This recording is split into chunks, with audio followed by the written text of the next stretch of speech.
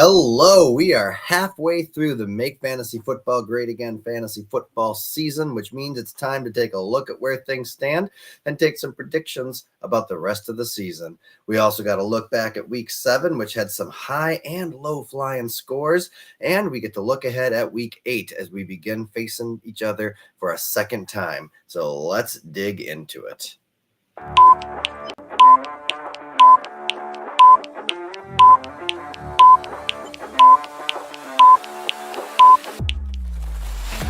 I hope I win, but it's going to take his team having some problems like last week, and it's going to take my team really putting some things together, including some guys who haven't done it. Yeah. Hey, man, the season's over. I've given up, right? What?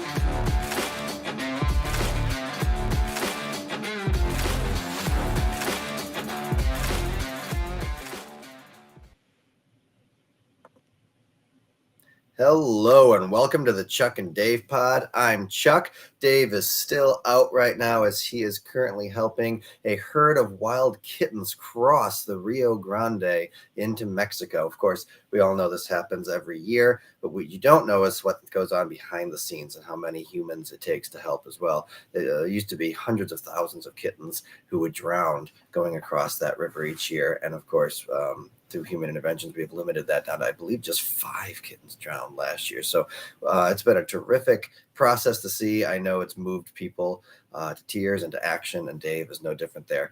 He rose to the call to do it. Of course, we all know the story of kittens. This is a little offside, but they get in their chrysalis, they come out, they run around here for a while, and then they go down to Mexico for the winter before coming back, where they can lay their eggs again. So great work of Dave going on there.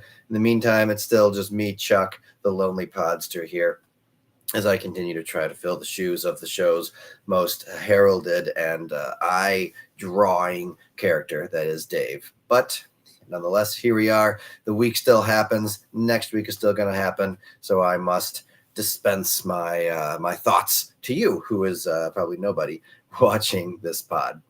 So week 7 had some up and down scores. It looked for a little bit like maybe it was going to be a super duper low scoring week, but not so fast. We ended up having 3 teams top 130, but also 3 teams not reach 100 and 2 teams not even reach 80. Now, of course, there was some shenanigans of leaving open players on the bench who were in the active slots who were on bye, which of course hurts some of those things. It's been a while since we've had 2 of those in one go, but nonetheless, that's how things shook out this week. We had a crushing blowout, and we had only one that was pretty close. I think it was the game of the week. Nobody ever confirmed to me last week what the game of the week was, as I don't have the app. I guess I could get it. Maybe I should get it, but I don't have it, so I don't know what the Yahoo game of the week is. So let's start breaking down last week's actions, and we're going to begin with probably the 2 more kind of pedestrian games. I think we're going to go with the Flemoids versus the Watlatnen to begin with on this one here. So we see that through the Flemoids and the Watlatnen, the Flemoids gave us the worst game of the year, but it was still only a 113, and 7 weeks in for that to be the lowest game of the year, that's quite a feat. I mean, the Flemoids have just been a powerhouse for the most part. They have put up some big numbers, but they've just routinely been putting up very, very solid numbers and never putting up terrible numbers. 113 is still a game where I would expect you to win at least 40% of the time, probably, maybe a little less, but it's still an opportunity to win. You get yourself over 110, you have an opportunity to win. I think 120 gives you a very good chance to win, and 130 you're talking you're going to need some bad luck to lose, which of course sometimes that happens. So the Flemoids get their game. CMC puts up his biggest game of the year, I believe, 35.5. Hertz puts up 28, and really that was about it. Achan got 15, which for Achan is not bad. It's kind of just his floor, honestly. And then the kicker getting 11, but then we got a bunch of sub 10, sub 5 points as well. So not a great week for most of the players on the team. And really, this could be the story of the rest of the year looking forward for the Flemoids. Pickens and Worthy both dropping with the returns of Lamb and Rice. Are these going to be stories that continue to happen the rest of the year? Are we going to see those players struggle? That could be difficult things for the Flemoids if that happens. The Latinen, not much going for them. The wide receiver is great. I mean, Smith-Njigba 20, Allen 22, Brown 23. It's like maybe they finally found that, although the Eagles had that game last year. I had Devonta Smith, and they didn't always. It was pretty up and down. Hello, eat my livers. Doge versus Virgils was the game of the week. Didn't turn out that way. Didn't turn out that way, did it? It should have been the Roughnecks versus the Puffins. There wasn't in my heart. So the Lightning, outside of those wide receivers, though, really struggled. 12 from the quarterback, 0.5 from a running back. Barkley only putting up 5. -2 from the defense. I mean, had he gotten a defense that was at least positive, like 3 points, he breaks 100 at least. He used to lose. But, yeah, a lot of what-ifs there. The bench, yeah, that quarterback would have made a difference. But that's it. Oh, my gosh. His entire bench was on bye, out, injured reserve, out. Only Matthew Stafford was available to score points. Wow. That is something. Of course, that would have improved his score by about 13, 14 points had that panned out, combined with the defense that does something, and we have the White Lightning getting a win here. So that's pretty close for them. Meanwhile, the Flemoids, not a lot there. Daniel Jones would not have beaten Hurts, and Warren did a pretty good job. Would have improved some stuff there over Krosky Merritt, I suppose, on that. But the Flemoids and the White Lightning put up a fairly close game. The Flemoids move up to 4-3, and because of their high point value, shoot up into the 3rd seed, where they now, of course, lose the luxury of getting whatever waiver they want. And the White Lightning fall out of the playoff picture currently, with dropping to 2-5, and their point value being rather low.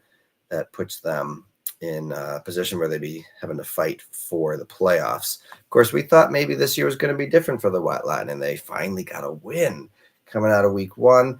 I believe he won his first, was it the first 2? Yeah, he's on a 4-game losing streak. No, I think he went win, lose, win.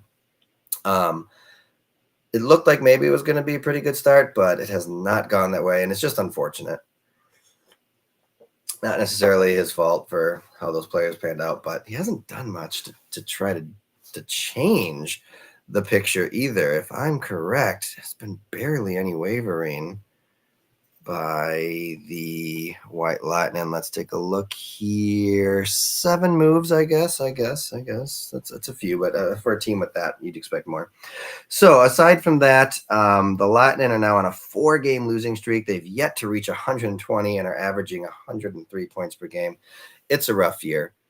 That's that game. Let's move on to the other kind of uninspiring game, which apparently was the game of the week. The Destroyers, who I still wish would go back to the Tinkerers. Your scores were better when you were the Tinkerers. 119 versus the Fergals, 79. Now, of course, the first thing is the Fergals left in a tight end who was not in this game.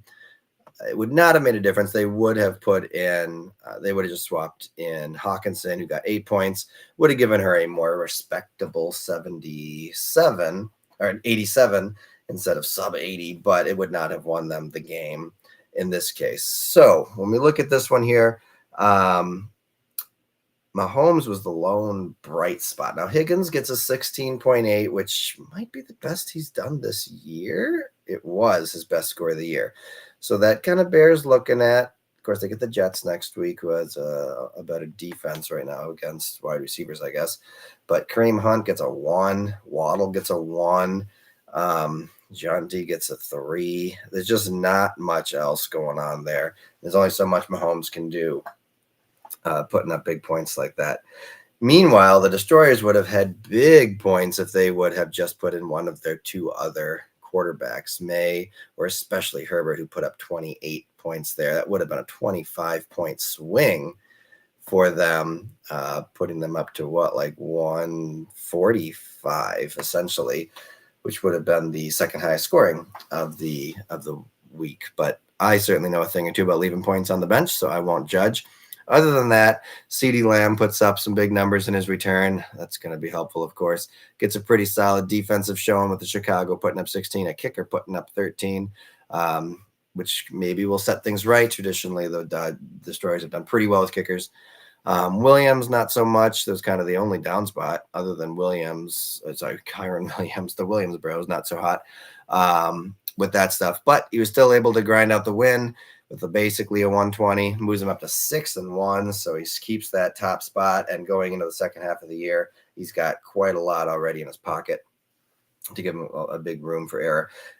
Do you really see the Lightning or the Musk Oxen gaining 5 or 4 games on the Destroyers all of a sudden in the second half? No, I don't think the Destroyers have to worry about falling out of the playoffs. But of course, that's not their goal. Their goal is never just make the playoffs to begin with. Their goal is to win that third place. That's what they go for each year. So the Fergals, however, with an underwhelming game, dropped to 4-3, and of course they get passed by the Flemoids, so they drop back to 5th position due to their lower point total. There is still a tie at 4-3 right now with them. So that's pretty much that game. Not a whole lot else to say. It's kind of what it is at its surface.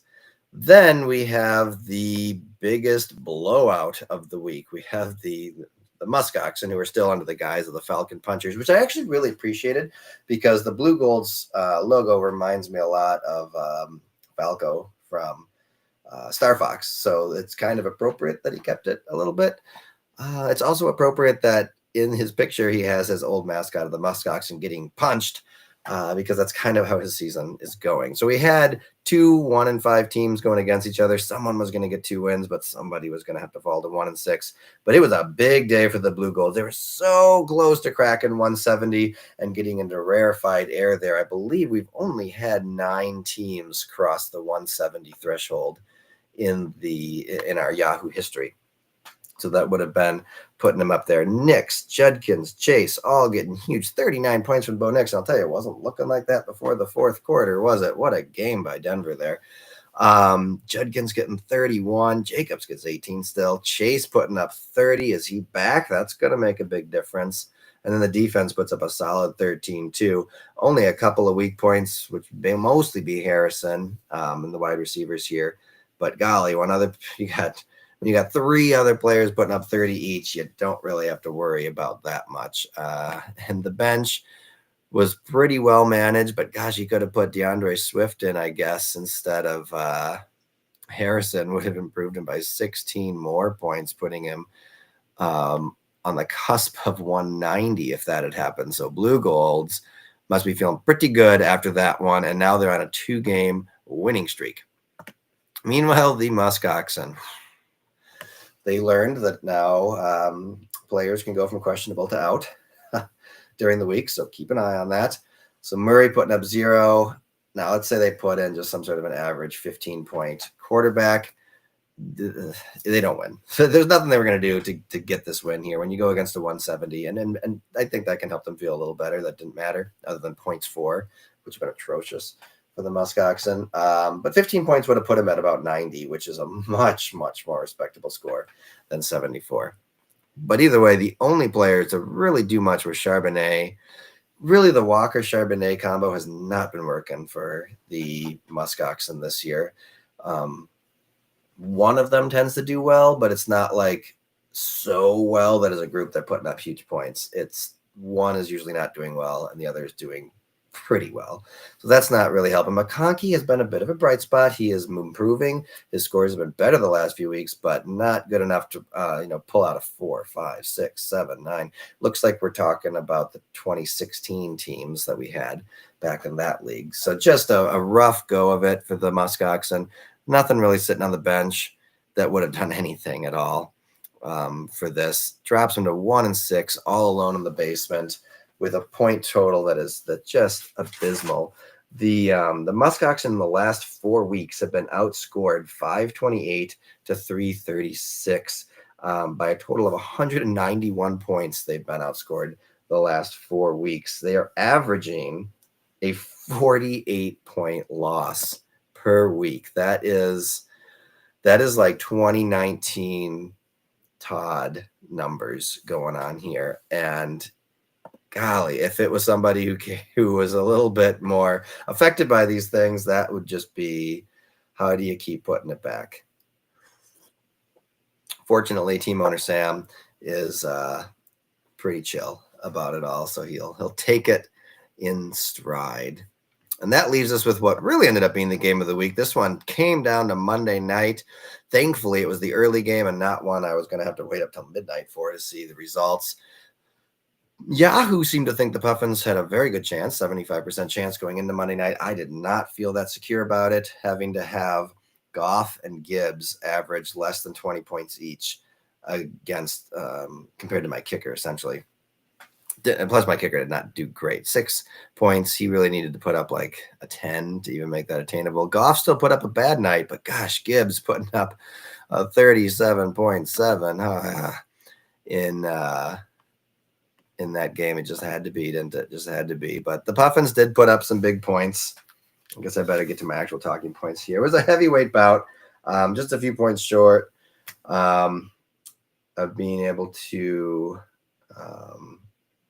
move up. But the Puffins did get to move into third in points for. The Roughnecks extended their first place points for a little bit there in their battle. The Roughnecks have just been a top team. There's really no way around it. If Gibbs and Taylor are putting up their scores, it's going to be really hard for teams to take out them. I mean, so many other players didn't do much. Aubrey, I mean, the kicker getting 21 will always help you. He's got the best kicker, fantasy kicker right now in the league. When these stars align, he does very, very well. Even on a bad day, he's not doing bad. The Roughnecks have just not had a really bad, let me look at their thing here, week yet this year. Yeah, with their lowest score is a 111, and that was week 1. Since then, their lowest score is a 116. So it's been a year for the Roughnecks. They could potentially be undefeated if luck had shaped their way a little bit differently. But those running backs are just going to be killer to anybody that has to face them. And he still had 25 points with Adams on the bench. He could have put up some more there. The only thing the Puffins really could have done is Scatabo would have been better than Dawdle. It was a risk I took. I thought Dawdle had a little better matchup with the defense. But Scatabo putting up 16 against Denver, I think, proves that he's kind of a you-got-to-start guy at this point with how he's just been able to do that. So the Roughnecks they stay second place, but kind of solo now with that 5-2, and they have the point advantage as well. So let's take a look at where the league stands right now. Currently, the Destroyers are first, 6-1. Roughnecks, however, are first in points scored. They're 928. The Flemoids are right behind at 920, but they have that one less win. Then we have three teams at 4-3, the Flemoids, the Puffins, the Fergals, and they've scored in that order. Puffins are the third most points scored. The Destroyers are the fourth most points scored, just a little behind the Puffins. Then we have the Fergals in fifth. The Blue Golds in sixth are actually the fifth highest scoring team. And we got the White Lightning, kind of a real drop down there. And then the Falcon Punchers. Gosh, if they didn't have that 150 game in there, we'd be really on the cusp of some history going on there. As far as what Yahoo currently has as projections, they are currently projecting the Puffins to be first and get to 10-4. I like that. I would love to get to 10-4. That sounds lovely. It would mean what? I only lose one more game this year. I'll take that. Then it has the Flemoids and Roughnecks and Destroyers all tied at 9-4 or 9-5. Then it has the Blue Golds and Fergals 6-8, 5-9. It does have the Muskoxen grabbing 3 more wins in the second half of the year, so we'll see how that pans out for them with things. So we are now halfway through the season. 7 games down, 7 to go. Everybody has faced everybody. Everybody has somebody they will not see again unless they happen to find them in the playoffs. And everybody also has the critical rival matchup. So everybody has one other team they're going to play twice, and that can be the difference maker in some of these seeding battles. So let's take a look at how our teams have stacked up in these first 7 weeks to get us through the season. And we're going to go in seed order. So the number 1 seed is currently Destroyers. They're averaging 120 points per week, which I have noted as their worst one in their 3 years here so far, which is a terrific worst to be having. They have 6 wins, of course, which puts them in a very, very good position because they can lose a lot and still get in. On average, 6 wins. I think 7 wins will usually get you in. It would have done it last year. It would have done it in 23. Would have done it in 22. Yeah, generally speaking, if you can get to 7 wins, you're going to get in the playoffs. And being it's what are the Destroyers really going to only or not win any games in the next half? No, they're going to. They're going to make the playoffs. There's no real question there. They have the Muskoxen and Lightning on tap next, which just honestly, they've had a very easy schedule. They have the most favorable schedule so far as points scored against them. Now, they've scored well. Don't take it wrong, Alex. You've scored well, but you also have taken some pretty easy opportunities. I did share that had the Destroyers had the Muskoxen schedule, they would be only 2-4. So it really goes to show how much that schedule luck comes into things at the end of the day. Only the Flemoids really would be immune to most of the schedule changes. Actually, their own was probably one of the worst they could have had. So after they get through the Muskoxen and Lightning, though, who honestly it's very likely that they emerge from this at 8-1, they have a bit of a gauntlet at the end. They've got the Flemoids, the Roughnecks twice, and the Puffins, plus the Fergals, who are kind of up and down too. Their last 5 weeks of the year, the opponents have a 22-13 record right now. It's going to be a tough end to the season for the Destroyers. They could be going into the playoffs a bit more embattled than we've been used to. Them having the Roughnecks, the top 2 seeds having them each other as their rivals is an interesting thing how that turns out. Obviously, Alex not too excited about that. I guess he's not too confident in his team. It's just how the cookie crumbles. That was the 3rd place battle last year. I think somebody's got to play. Everybody's got to play somebody a 3rd time. And I think that's a good way to do it, better than just picking out a hat or something like that. I think it's cool to have that rivalry put in there. I think the ceiling for the Destroyers is probably 11-3. I think that they're going to lose at least 2 more. I think the idea of getting through that last 5 games, only losing once, would be really tough to do. Maybe they do. It'd be really great for them if they did. I think 9-5 is probably the floor. I don't see them getting out without at least 3 more wins here this year. So a 9-5 is a terrific floor to have. The benefit from the light schedule, we'll see what the schedule looks like going forward. Next, we have the Roughnecks, who are averaging 132 points per game, which is a terrific. Traditionally, we see our top seeds getting kind of there. It's not a record-breaking one, but gosh, it's one of the best. Only 5 wins though, because he had a couple of tough losses, and honestly, a couple of wins that could have been losses too. He could conceivably be at just 3 wins if some things had broken differently. He's only beaten a team scoring more than 115 once, and that was just this last week when he took out the Puffins. So he hasn't really had to deal with adversity too much yet. We'll see what happens there. He gets the Destroyers twice, of course, which really goes both ways. Both teams have been very good. We'll see how those shake out. I wouldn't anticipate either one of them sweeping the last 2 there. I would think it's going to be probably split. They also get the Puffins. I think that their they get weeks 11 through 13 are going to be tough ones for the Roughnecks. They go Destroyers, Puffins, Destroyers. That's going to be a bit of a gauntlet to get through. Can they get 2 wins out of those 3? We will see. I think that the ceiling for the Roughnecks is probably 10-4. That would have them only losing 2 more games the rest of this year, which I think is reasonable. They lost 2 in the first half. I think their floor is probably 8-6. if they really struggle through that week 11 to 13 portion of the schedule. In third place, we have the Flemoids, averaging just behind the Roughnecks with 131 points on average, and they have 4 wins to show for it. Could easily be 7-0. They just finally reached 10 losses in the everyone against everybody rankings or whatever record this last week with their worst showing of the year, but they easily could be undefeated. And I do mean easily. They are 6-0 if they have the Destroyer schedule. So again, it just, some of it comes down to that stuff. With Pickens, CMC, Hurts, Achane, it's been working, but will Pickens see a drop? If Pickens and Worthy both get a drop, if big changes happen in the Dolphins as they continue to have a bad year and Achane's production drops, that would probably be like the worst case scenario for the Flemoids here. Not saying I think that's going to happen, but it could. It very well could. It would be hard for Pickens to keep up his huge scores with Lamb now being fed in there.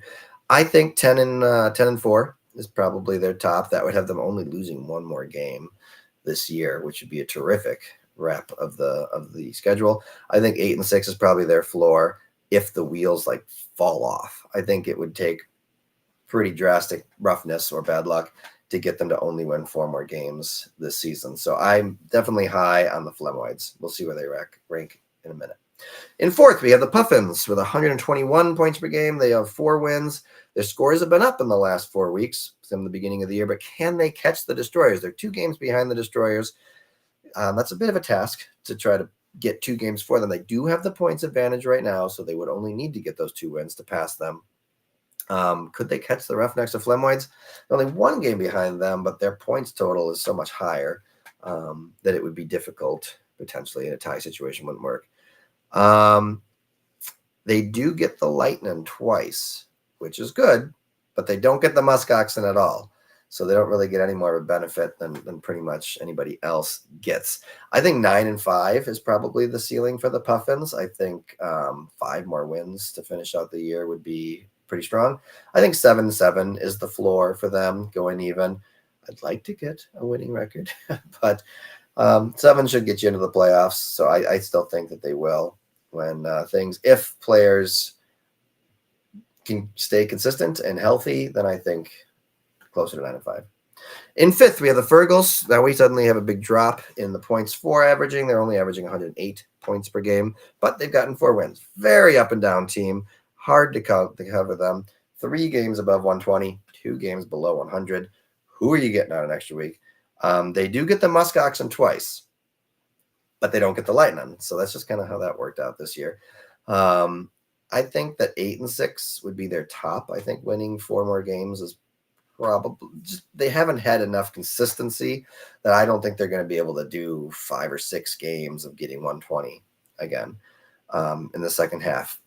But I don't think their floor is much different. I only put 7-7 as the floor there. I have a hard time believing they only win 3 more games, seeing as 2 of them are against the Muskoxen. And they've shown ability to compete with the big teams too. So they would only need to sweep the Muskoxen and have 1 game against a tougher opponent where they put up big numbers and they get to that. So I think that's about where they sit. 6th seed, we currently have the Blue Golds. This is another real tough one to predict. They're 112 point per average, but only 2 wins. But they're on a 2-win streak, and they just put up a huge point total. Their record really is worse than they've been. They easily could have 3 wins, possibly 4 at this point.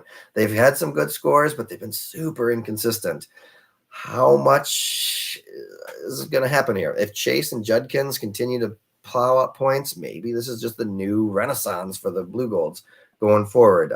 It could be one of those potential second half just kind of really running the table almost kind of things and building up big.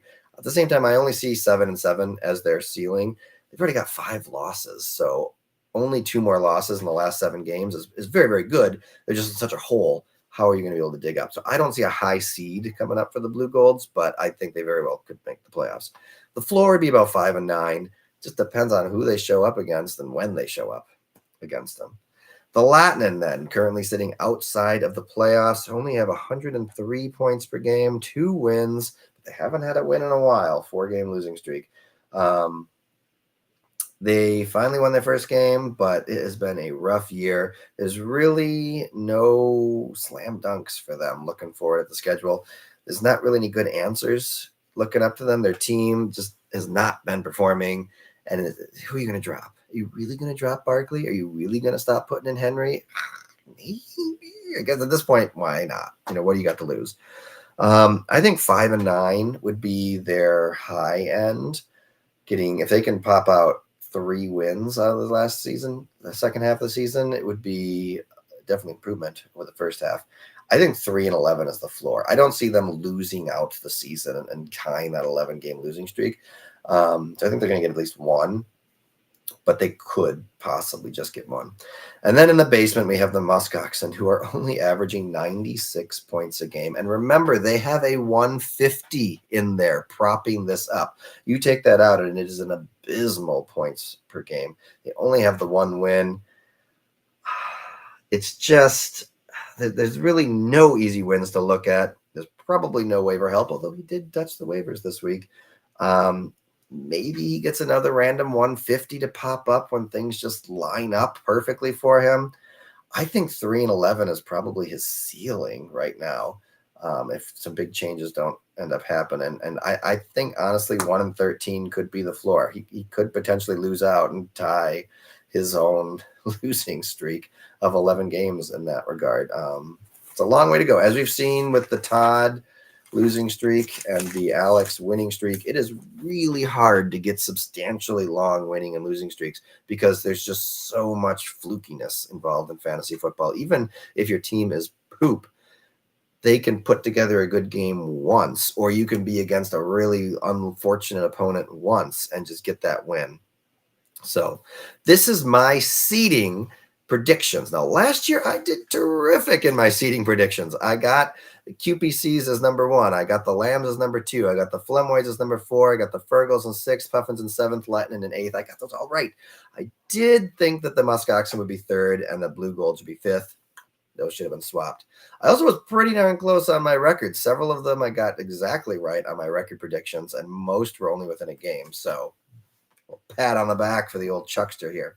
So my predictions right now for the 2025 playoff seeding for the Make Fantasy Football Great Again Fantasy Football League would be the number 1 seed being the Flemoids. I think that they will get there. I think that they're going to continue to rack up the wins, and their points for total is going to be enough to pop them. I honestly think they're going to probably pass the Roughnecks in points for total, and it might come down to a points race for them, for those 2 teams on who gets the first seed. I see the Flemoids getting to 10-4 and taking that first seed and getting that first round bye. Right behind them, though, I see the Roughnecks also reaching 10-4, which would be 2 years in a row of 10-4, which after the 3 years of just poop coming out of them would be terrific. And I'm sure Dave would love that. The Roughnecks, they may have the points for total, though. I think it's going to be a really fascinating race between those 2 teams. I think the Destroyers are going to be the 3rd seed. I see a record of 9-5 coming out of there, which would actually match what they had last year as well. Unless something changes, I just don't see them as quite in the tier that the Blue Golds and that the Flemoids and the Roughnecks are. So that's why I put them down in 3rd. I think they're going to be a game behind. Even though it takes 2 losses, I think that might happen. I have the Puffins going in the 4 seed, getting back in the playoffs this year with an 8-6 record, which I would really like to just get a winning record there too. But I think it very well could happen for the Puffins, especially with the way things are trending on the team. I have the Fergals going in the 5 seed, getting 7-7, breaking even. For a team that's been up and down like them, honestly, that feels right to be 7-7. They won the championship from the 6 seed last year, though, so don't brush them off just because they get the 5 seed. And then I have the Blue Golds taking the last playoff spot and getting to 6-8. I think they probably end with a losing record still, just because of the big hole they're already in. But I think they're gonna separate themselves from the bottom 2 and be able to lock that up. I don't think it's going to be much of a battle in the last couple of weeks for the playoff spot. I think it's going to just be seeding, positioning going on there. So that's who I pick currently as my playoff makers for this year. Then we have the two teams that'll be fighting for the number one draft pick in 2026. I have the Latinen picking up 2 more wins to finish 4-10 and take that 7th seed. And then I have the Muskoxen only getting 1 more win to finish 2-12, which would tie the worst season ever, which was the 2019 Blue Golds. They're only 1 game behind the Lightning right now, but it's looking difficult for them to do it. They might. I mean, so the Lightning team is not terrific, and a couple of things going one way or another could very easily swap those two. But I think they're going to be meeting in the consolation round things, and then, maybe Sam can get that first round pick. All right, let's take a drink.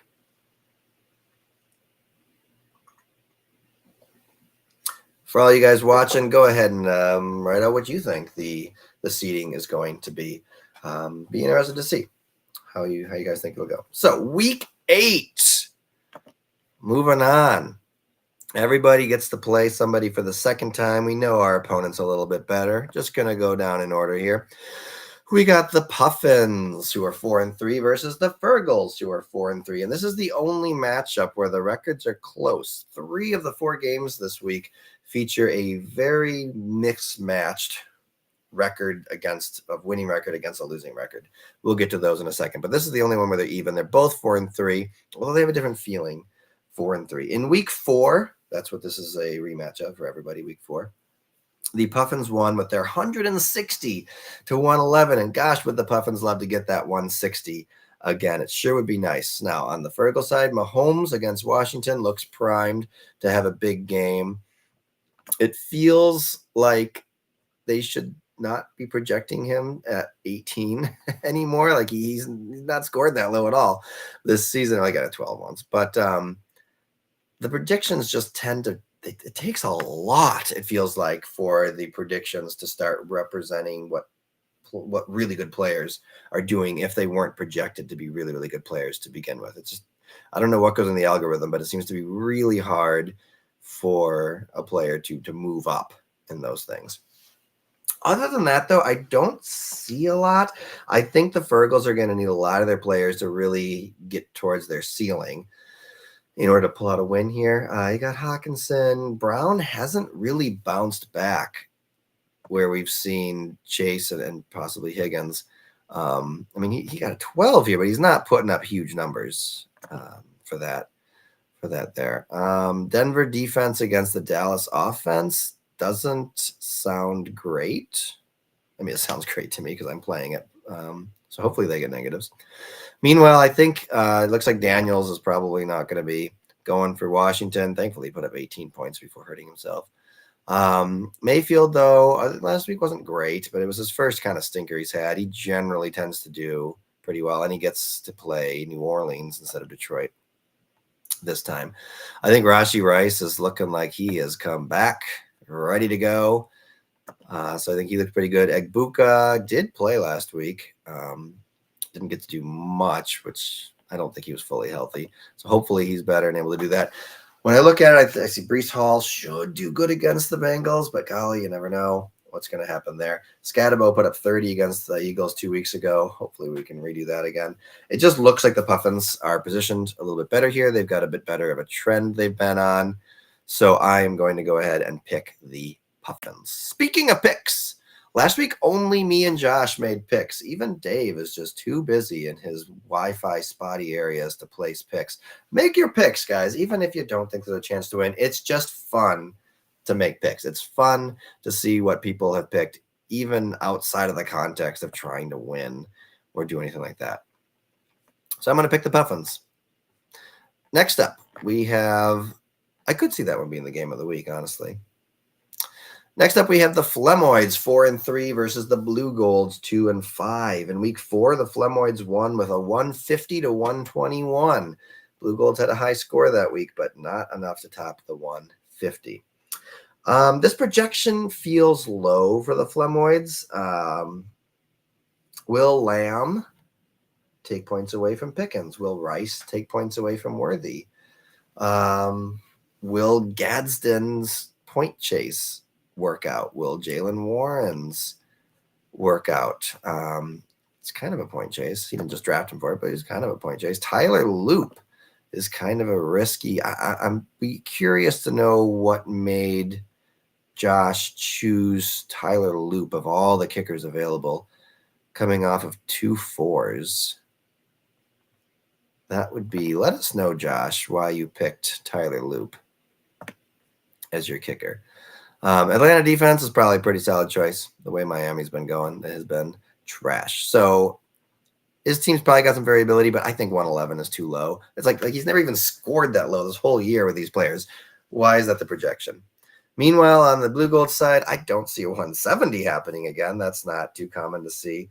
But will the Chase, Judkins, Jacobs lead the blue golds into a new renaissance? I think this week is going to tell us a lot about what the blue golds might be looking at in the second half of the season. If they put up another 120, 130, we could be looking at a really improved team here. If they put up another 100 or sub 100, we could be saying same old blue golds, up and down, up and down. So this is going to tell us a lot for that. But in the meantime, I'm going to have to go with the team that we've seen the trust from. I don't know about, Bo Nix against Dallas should do well, I suppose. Dobbs is and Golden together. That's gambling. That's gambling because probably only one of them at most does it. It could be a week that Wicks or Kraft is the guy that gets it all. So it's hard to tell with the Packers. Philadelphia's D against the Giants. I feel like that's a bit of a high projection there. The Giants have been doing pretty well lately. I'm not sure if he'll end up keeping Rachaad White on the bench. I would probably put him in over Golden in the flex, but my pick is going to be the Flemoids because I just trust them a little more, and I'd be a little more shocked to see them lose. But this could end up being a close game, so we will see. All right, moving on down, we get the 2-5 Watt Latinen versus the 5-2 Roughnecks. And this is one of two games that are, I guess, palindromes in the records, if that's the correct word for it. In week 4, the Roughnecks won very close, 116 to 114 was one that they just skated by on. It was a tight game last time. There's lots of work to be done for the Roughnecks. They need a quarterback. Goff is on bye, and I don't know that Purdy's going to be playing.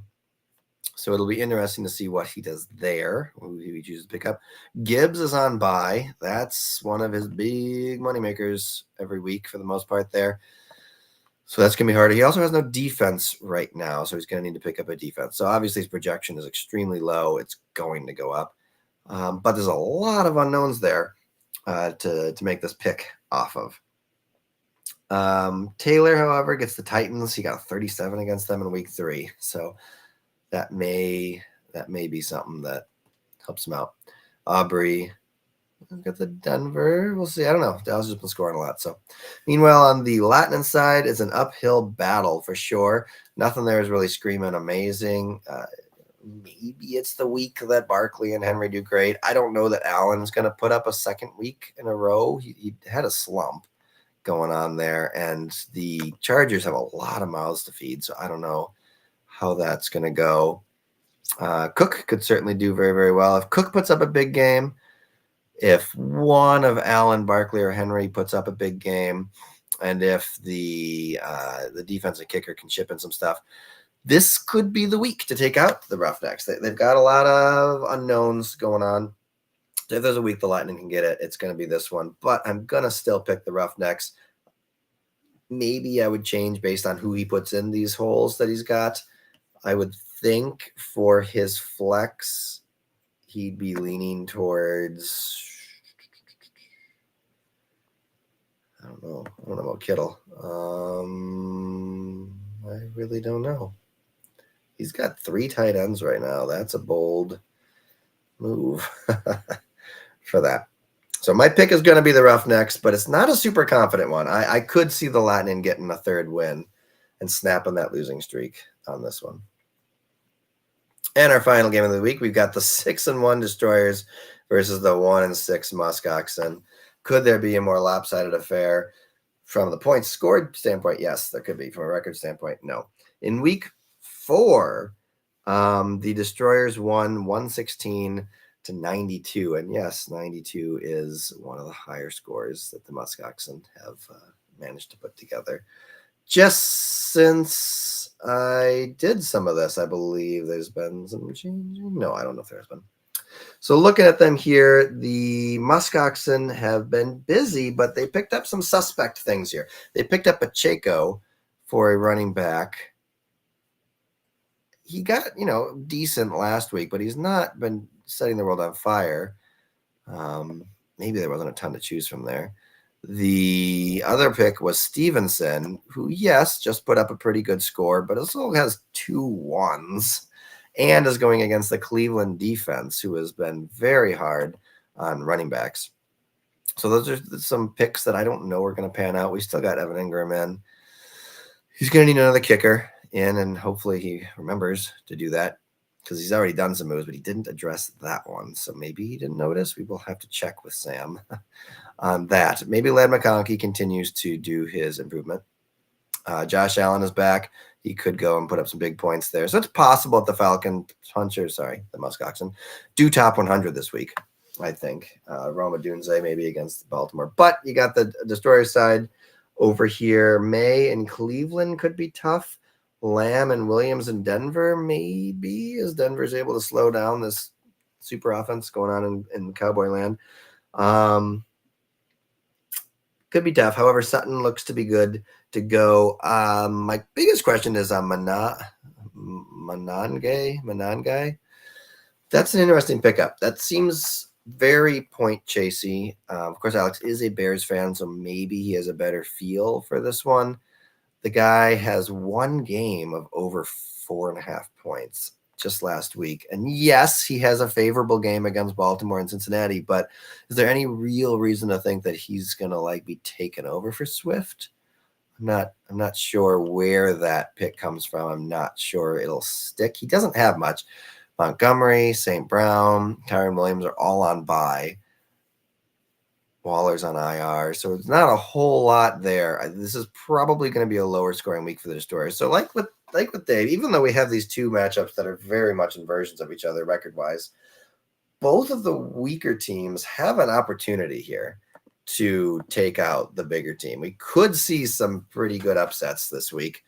We'll see what happens. Of course, the Puffins would love that if the 6-1 and the 5-2 teams both lose and the Puffins are able to top a 4-3 team.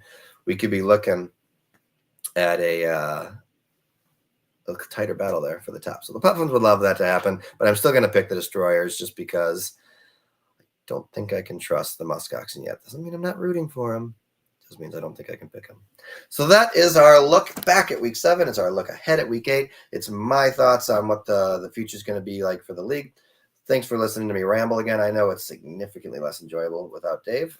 Honestly, it's less fun for me as well. So we will see what happens in the future. Good luck to everybody except Kara this week, and have a terrific day. There we go.